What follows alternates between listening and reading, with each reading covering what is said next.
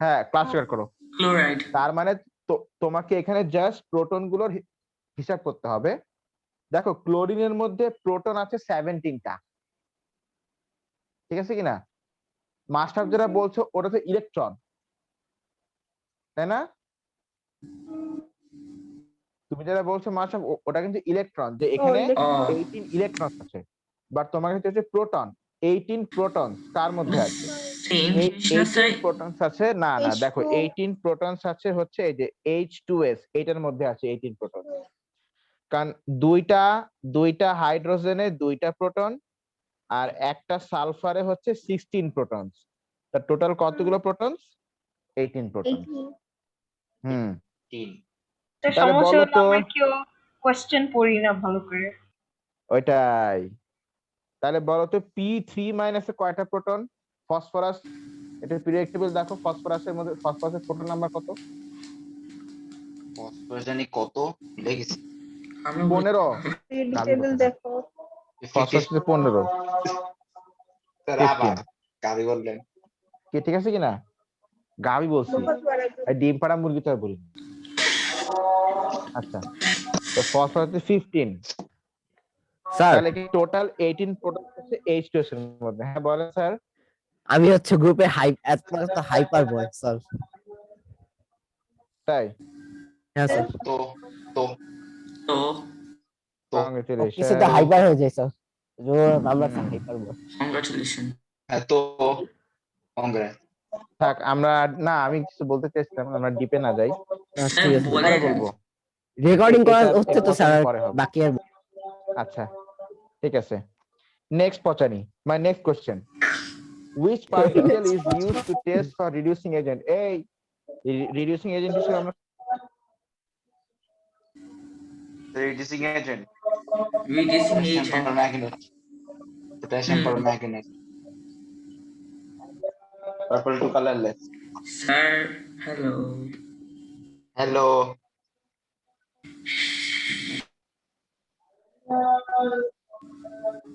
High মনে sir net শেষ। আচ্ছা স্যার, হ্যাঁ স্যার মেবি নেক্সট। ও ওয়াও স্যার Yay. নাই।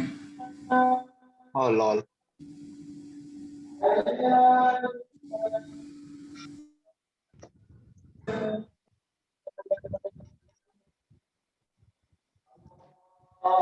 এই তো স্যার ল্যাপটপ গেছে এখন।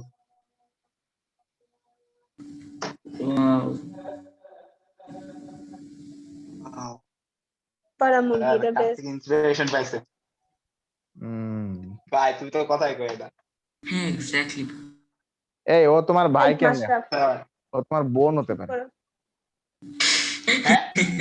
ও থাকে করলে আমি কেমনে আচ্ছা, ভাইও না বোনও না।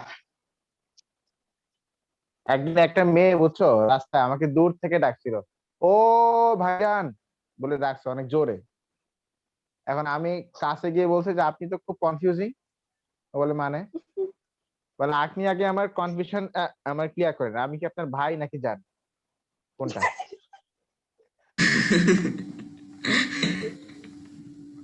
আচ্ছা ও মাই গড।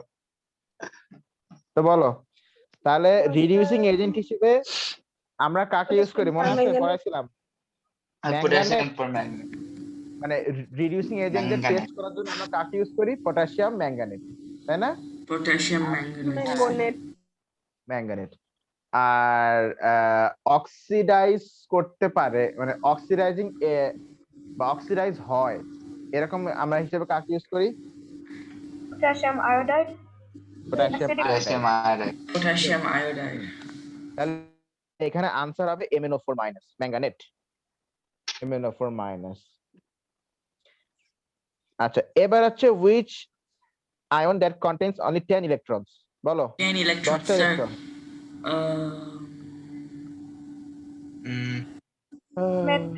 বলো মেথেন। মেথেন, হ্যাঁ হ্যাঁ, কার্বন 6টি ইলেকট্রন আর 4টা হাইড্রোজেনের 4টি ইলেকট্রন, টোটাল 10টা ইলেকট্রন, ঠিক আছে কিনা? এই এখন এখান থেকে আমি কিরকম কোশ্চেন করবো জানো? ভাইবার সময় হয়তো বলে দিলাম যে তুমি এমন একটা এখানে একটা এখানে এমন একটা জিনিসের নাম বলো যার মধ্যে কোনো ইলেকট্রন নেই, কোনো নিউট্রন নেই। হ্যাঁ, ইলেকট্রন হাইড্রোজেন নেই, হাইড্রোজেন হাইড্রোজেন।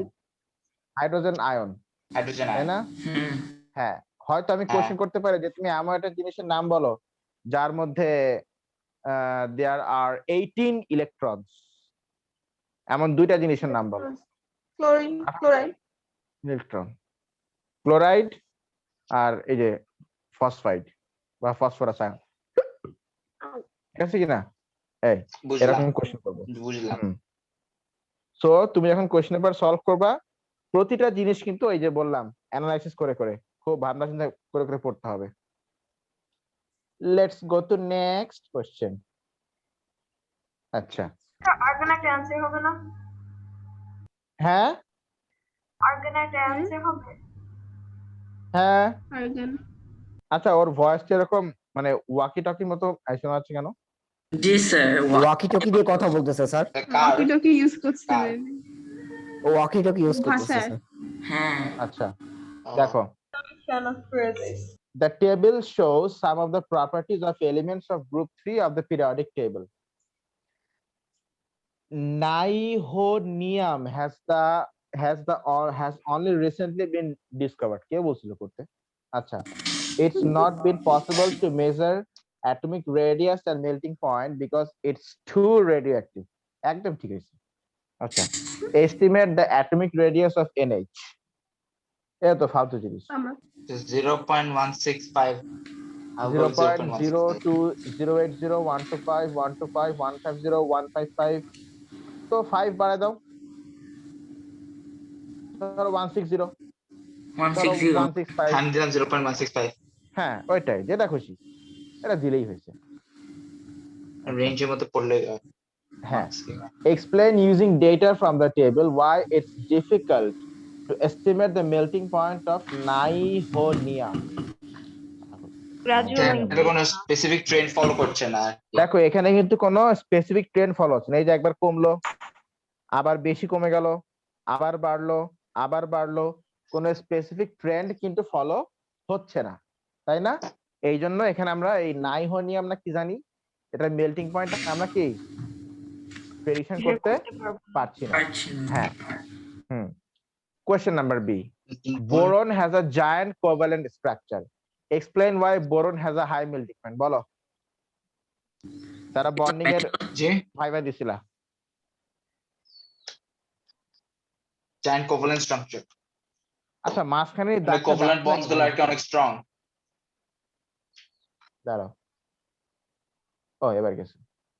কারণ দেখো বসে আছি তো, তারা বকেন। এই জায়গাটা খুবই ইম্পর্টেন্ট জানা। আহা, তুমি আমার ঠিকানা অ্যাপ্লাই করো। দেখো এই জায়গাটা জানা খুবই ইম্পর্টেন্ট। এই কোশ্চেনটার ব্যাপারে এক্সপ্লানেশন জানাটা আমাদের জন্য এখন খুবই ইম্পর্টেন্ট। কারণ তোমাকে মনে রাখতে হবে যে জায়ান্ট ম্যাক্রোমলিকুলার স্ট্রাকচার যাদের তাদেরকে তুমি যদি মেল্ট করতে চাও, তাহলে you have to break the covalent bonds. তোমাকে কোভ্যালেন্ট বন্ড গুলোকে ব্রেক করতে হবে।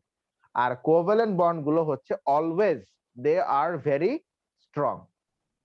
কি ঠিক আছে কিনা? কোভ্যালেন্ট বন্ড গুলো অলওয়েজ কি they are very much strong. এই জন্য এই জায়ান্ট কোভ্যালেন্ট স্ট্রাকচারের আরো অল্টারনেট নেম আছে।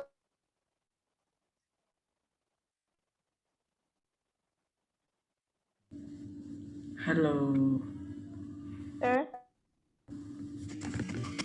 স্যার ভয়েস কাটতেছে কেন বারবার? মনে নেট খায়।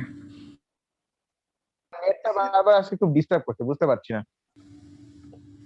আচ্ছা তো ঠিক আছে, দেখো তাহলে এখানে বোরনের তো জায়ান্ট কোভ্যালেন্ট স্ট্রাকচার বলে দিয়েছে ওদের, তাহলে ওদের মেল্টিং পয়েন্টটা কেন হাই?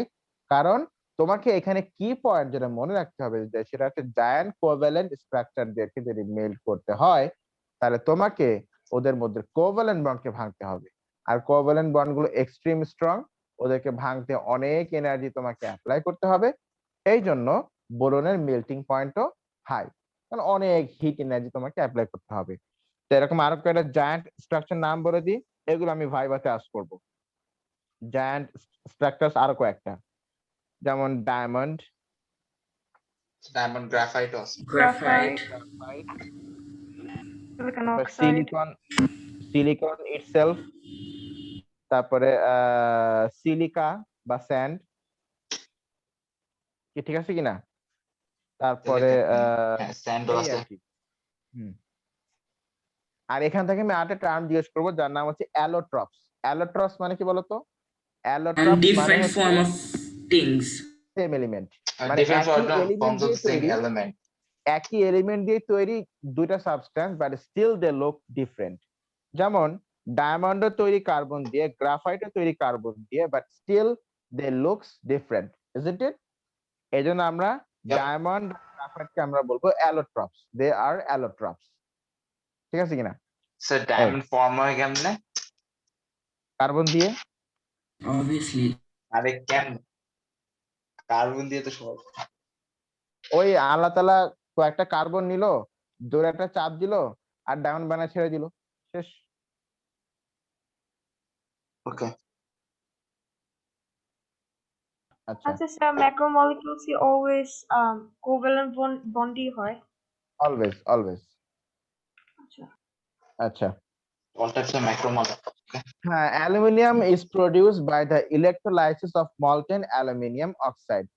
আচ্ছা, aluminium oxide contains Al3+ and O2- ion. Describe the composition of electrolyte used in electrolysis. আচ্ছা, ওরা কিন্তু দেখো এটা খুব লেম একটা কোশ্চেন করছে।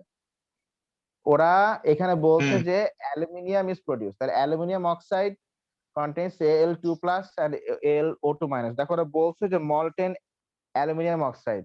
তো molten অ্যালুমিনিয়াম অক্সাইড সলিউশন আর কি কি আয়নস থাকে বলো? কি কি আয়নস থাকতে পারে?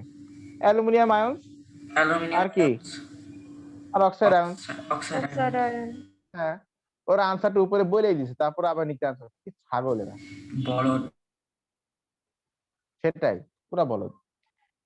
হ্যাঁ, name name the material which is used. ওই ওয়াইফাইটা না বেশ শুনতে অনেক ডিস্টার্ব দিচ্ছে মনে হয়। Graphite. Name the material used for electrodes in the electrolysis. মানে এখানে যে কোশ্চেনটা বললো যে আমরা যে অ্যালুমিনিয়াম অক্সাইডের ইলেকট্রোলাইসিস করব, ইলেকট্রোলাইসিস করার জন্য এখানে যে রডস গুলো, যে ইলেকট্রিক্যাল রড গুলো আমরা ইউজ করব, সেগুলো কি দিয়ে তৈরি হবে? সেগুলো অবশ্যই কিন্তু এখানে গ্রাফাইট বা তুমি যদি বলো কার্বন, ওই কার্বন দিয়ে তৈরি হবে। স্যার সব ইলেকট্রনিক্স কি গ্রাফাইট ও কার্বন দিয়ে বানানো হয়? এটা বানানোটা ভালো, অনেক লেস এক্সপেন্সিভ, কিন্তু মোস্টলি এই যে আমি একটা ট্রিক শিখাই দিই, দেখো মোস্টলি যে ইলেকট্রোলাইসিসের মধ্যে অক্সিজেন প্রডিউস হওয়ার চান্স থাকবে, কি প্রডিউস হওয়ার চান্স থাকবে বলো? অক্সিজেন চান্স থাকবে। প্রডিউস হওয়ার চান্স তো থাকবে, অক্সিজেন। সেইখানে আমরা কার্বন ইলেকট্রন মানে গ্রাফাইট আমরা ইউজ করব। কেন বলি আমি, মানে কেন এটা হচ্ছে, এটা আমি কিন্তু আস্ক করব তোমাকে, সো লার্ন ইট কেয়ারফুলি।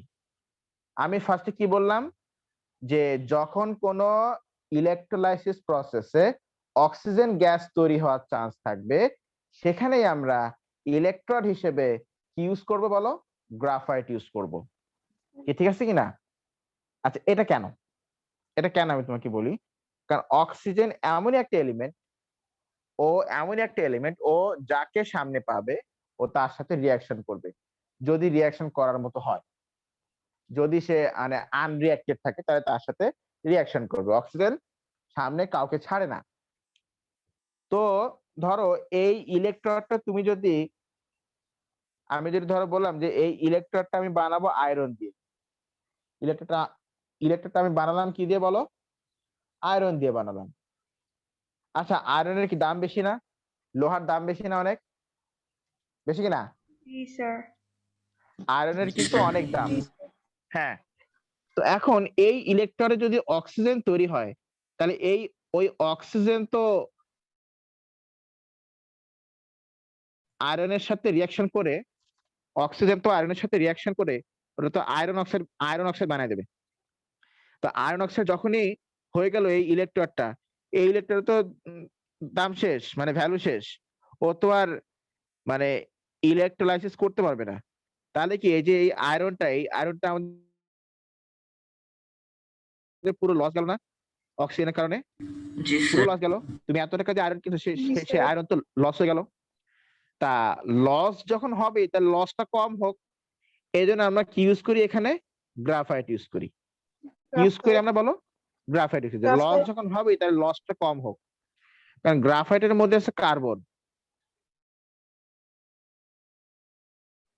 এখন যদি এখানে যদি অক্সিজেন তৈরি হয় আর এটা যদি গ্রাফাইটের হয়, তাহলে সে অক্সিজেন আর কার্বন মিলে কার্বন ডাইঅক্সাইড হয়ে লস্ট হয়ে যাবে। গ্রাফাইটের দাম বেশি না। 1 কেজি আয়রনের দাম প্রায় 60 থেকে 70 টাকা। 1 কেজি গ্রাফাইটের দাম 3 থেকে 4 টাকা। কি ঠিক আছে কিনা? তা লস যখন হবে তাহলে এই গ্রাফাইটেই লস হোক কার্বন ডাইঅক্সাইড হয়ে।